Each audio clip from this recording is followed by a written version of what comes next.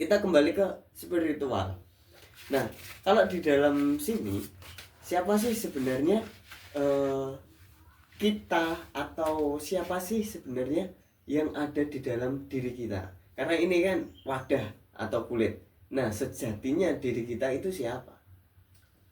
Kalau berdasarkan apa yang saya ketahui ya, Ya. jadi ini sifatnya adalah subjektif bukan objektif, dari pengalaman dan dari pengetahuan yang memungkinkan bisa saya tangkap seperti itu. Jadi ini tidak mutlak, untuk kebenarannya tidak mutlak. Maka silahkan dipahami berdasarkan penalaran Anda sendiri. Kalau cocok silahkan dipakai. Kita itu adalah jiwa-jiwa tua yang dalam perjalanannya ingin meniti sebuah potensi kehidupan dari fase rendah sampai fase tertinggi, yaitu nirvana kalau orang katakan, atau surga seperti itu. Yeah. Maka kita itu adalah jiwa-jiwa berulang yang sudah mengalami cokro mangilingan, yang sudah hidup di masa-masa sebelumnya. Dan dalam kaitannya kehidupan itu, kita membawa yang namanya trauma past life itu terkait dengan energi keleluhuran, dengan pola-pola yang sama. Bisa jadi kita itu adalah canggah kita yang sudah pernah hidup di masa sebelumnya, jauh di masa sebelumnya. Nenek buyut. Ya, nenek buyut bisa. Atau bahkan yang paling dekat kita adalah orang tua kita sendiri, yang pada akhirnya jiwa itu masuk dalam diri kita. Itu yang saya pahami seperti itu. Karena pada dasarnya setiap manusia itu mengalami fase reinkarnasi yang akhirnya setelah babak demi babak terlalui dan dia mampu untuk naik level, dia akan menemukan yang dikatakan swarga langgeng, atau kehidupan yang sejati, kehidupan yang langgeng seperti itu, dan wujudnya adalah surga. Itu dalam pembelajaran yang saya ketahui seperti itu. Maka siapa diri kita sebetulnya? Diri kita sebetulnya adalah turunan dari fase-fase kehidupan kita sebelum-sebelumnya.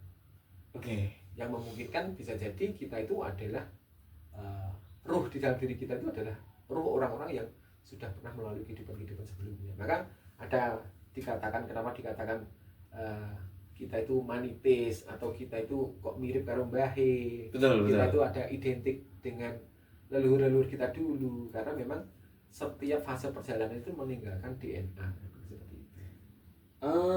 Berarti reinkarnasi tersebut atau diri kita saat ini itu bisa jadi diri kita yang dulu. Betul. Nah, pertanyaannya satu kan, seumpama kalau kita memang kepaten obor, coba nih, kepaten obor, kita nggak punya anak dan lain-lain, apakah kita nantinya bakalan hidup di mana? Karena kita nggak punya anak, kita nggak punya keturunan, dan kita itu bukan saudara juga. Jadi fase reinkarnasi itu tidak melulu berdasarkan garis keturunan, Kang. Setiap jiwa yang belum selesai dengan fase perjalanannya, dia akan terus ada, dan dia sedang menunggu wadah secara fisik untuk melanjutkan tautan karmanya. Oke. Jadi bisa jadi seperti ini. Setiap yang hidup, baik itu manusia atau apapun itu, hewan, tumbuhan dan sebagainya, mereka mempunyai zona kehidupannya sendiri. Ya. Terkait dengan itu, maka kenapa kita berjodoh dengan seseorang itu juga atas dasar tautan karma. Kenapa kita memiliki anak si A, si B dan sebagainya, itu juga berdasarkan tautan karma. Jadi memungkinkan kalau itu tidak segaris dengan energi leluhur, dengan tautan karma leluhur, bisa jadi memang kita itu dipertemukan dalam fase tautan karma yang sama, dimana kita memang selaras untuk benar-benar menuntaskan itu. Maka bisa jadi cerita yang kita lalui di dalam kehidupan yang sekarang itu sudah pernah terjadi pada fase kehidupan sebelumnya. Maka hal yang perlu kita pahami itu, bisa jadi anak kita itu sendiri adalah bukan anak kita di kehidupan masa lalu. Dia dipertemukan atau hadir di dalam kehidupan kita karena tautan karma yang memungkinkan secara rentetan peristiwa yang akan kita jalani di dalam kehidupan itu relate atau nyambung seperti itu. Dan juga sebaliknya, bisa jadi saat kita tidak punya anak, kita mengadopsi seorang anak, bisa jadi itu adalah anak kita sendiri di fase kehidupan sebelumnya. Yang tanpa kita sadari. Maka tidak ada segala sesuatu yang salah di dunia ini. Semua sudah presisi atas kehendak takdir, dan seperti itu. Nah, kalau memang kehidupan ini terus-terusan diulang, nah maka garis finishnya apa kalau gitu? Bukan berarti diulang-ulang kan. Kalau diulang-ulang kan berarti sesuatu yang sama dilakukan lagi kan seperti itu. Betul. Di sini dituntut kesadaran saat manusia itu diberi badan wadak, Iya. diberi jasad, itu diberi akal pikir, diberi tajali. Itu Tuhan mungkin bisa jadi menghendaki kita untuk semakin meningkat secara energi. Wujudnya meningkat secara kesadaran. Saat kita itu kesadaran semakin bagus, menjadi manusia-manusia cahaya yang mendekati cahaya, kita akan naik level pada dimensi kehidupan yang lebih baik. Betul. Nah, selama dia memungkinkan masih berada pada kesadaran rendah atau dimensi-dimensi kehidupan di level tengah dan level bawah, bisa jadi orang itu akan memungkinkan potensinya tetap sama berada pada level tengah, atau justru terjerumus jatuh di level rendah, atau meningkat pada level yang lebih tinggi, level-level cahaya, dan kemudian setelah level cahaya masuk pada level nirvana atau surga itu tadi.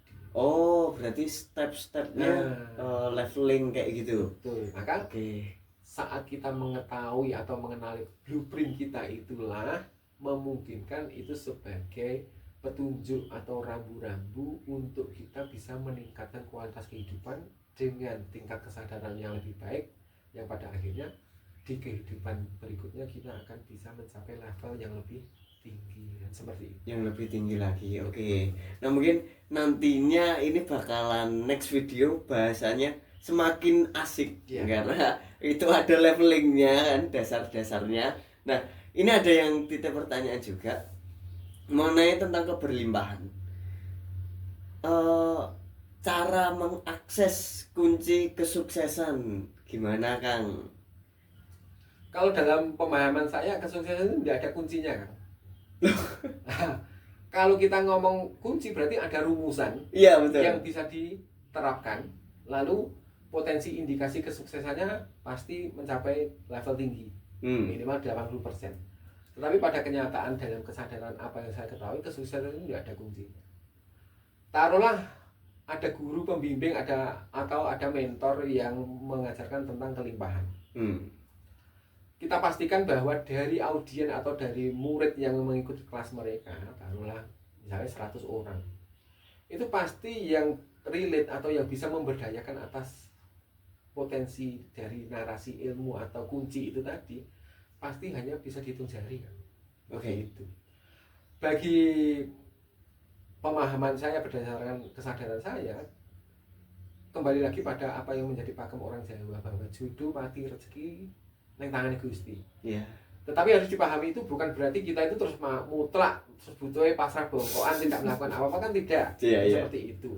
Nah, potensi untuk merujuk pada nilai kesuksesan, karena kesuksesan yang sebenarnya menurut apa yang saya pahami itu adalah nilai keselarasan dan kebahagiaan dalam hidup. Maka bisa jadi kita banyak melihat fenomena orang kaya raya dan sebagainya ternyata juga tidak bahagia. Ada orang kaya raya ternyata juga masih melakukan aksi bunuh diri, aksi narkoba, mengarah pada hal-hal yang sebetulnya dia sedang mencari atau sedang krisis tentang kebahagiaan itu sendiri, kan itu terbukti nyata seperti itu. Nah, dalam prakteknya yang dinamakan kelimpahan atau kunci kesuksesan bagi Kang Jati itu manakala kita itu benar-benar bisa selaras berdasarkan atau dengan panggilan jiwa dan panggilan hidup kita. Di situ kita akan menemukan kehidupan kita yang benar-benar otentik, benar-benar selaras, dan memungkinkan kita akan mempunyai value yang bagus dan bisa merasakan benar-benar atas kehidupan kita itu. Nah, disitulah mungkin potensi bahagianya itu baru akan datang. Seperti itu. Jadi kesuksesan, kalau kita ngomong, apakah Kang Jati tidak mengajarkan? Saya mengajarkan tentang kesadaran. Kita belajar bersama-sama dan kita melakukan bimbingan bersama tentang yang namanya potensi kesadaran. Kesadaran itu memungkinkan akan mengarahkan kita pada kelimpahan, kebahagiaan, kualitas hidup yang bagus, kan seperti itu. Kalau kita menilai kesuksesan itu hanya berupa materi, saya kira kalau itu lalu kita mencari atau mencari metode atau kuncinya, mungkin bisa jadi gampang. Kalau cuma hanya sebatas kita ingin mempunyai uang banyak, kan itu gampang. Mau kita lakukan dengan cara baik atau tidak baik, kan itu sangat mudah sekali. Kalau tidak baik ya kita rampok bank, itu sudah selesai, kan? Seperti itu. Tetapi memungkinkan kalau yang dicari itu adalah sebuah kesuksesan, maka merujuk pada pemahaman kesuksesan itu sendiri, bahwa kesuksesan itu tidak mutlak pada keberlimpahan materi, tetapi Hmm. bagaimana kita berada dalam keselarasan dan harmonisasi yang merujuk pada kualitas kehidupan yang baik. Nah,